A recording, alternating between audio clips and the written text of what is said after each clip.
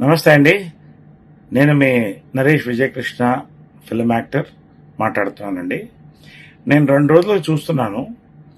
ఈ ఇడుపుల కాగితం అనే సినిమా కాంట్రవర్సీ దాన్ని ఒక నేషనల్ ఇష్యూ కింద చేస్తున్నారండి. సరే, సినిమా వాడిగా ఒక సినిమాకి అటెన్షన్ వస్తున్నప్పుడు సంతోషపడతాను, కానీ మన తెలుగు భాషలో ఒక మాండలికాన్ని ఎవడో ఒకడు నెటిజన్ కోట్ల మందిలో ఒకళ్ళు ఇద్దరు ఏదో కమెంట్స్ చేశారని దీన్ని ఎంత ఇష్యూ చేసి ఒక గొప్ప మాండలికాన్ని అవమానం చేయడం అనేది తెలుగువాడుగా మనమందరం సిగ్గుతో తల ఉంచుకోవాలండి. ప్రతి మాండలికం తెలంగాణ, రాయలసీమ, కోనసీమ, ఉత్తరాంధ్ర ఏ మాండలికమైనా కూడా ప్రతి మాండలికానికి ఎన్నో పోరాటాలు జరిగిందండి, ఎంతో ఇన్వెన్షన్స్ జరిగినాయండి. ఇవాళ గర్వకారణంగా మనం అందరం తెలుగువాడని చెప్పుకుంటాం, తర్వాత భారతీయుడని చెప్పుకుంటాం. ఇవాళ కేవలం ఒక సినిమాని తీసుకొని మనం మాట్లాడడం అనేది చాలా బ్యాడ్ అండి. అది మన కరుపు సినిమా చూడలేదా?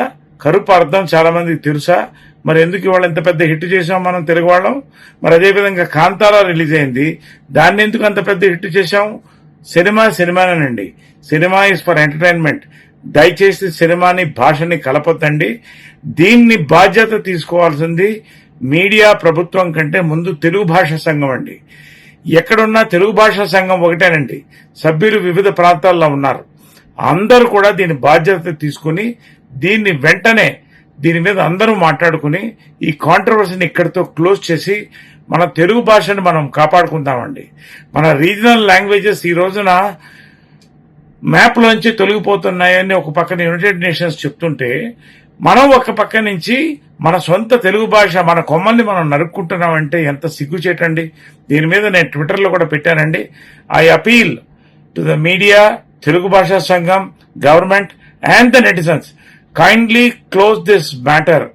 నరేష్, మీ తెలుగువాడు, మీ తెలుగు సినిమావాడు, మాజీ మూవీ ఆర్టిస్ట్ అసోసియేషన్ అధ్యక్షుడు. Thank you very much. Love you all.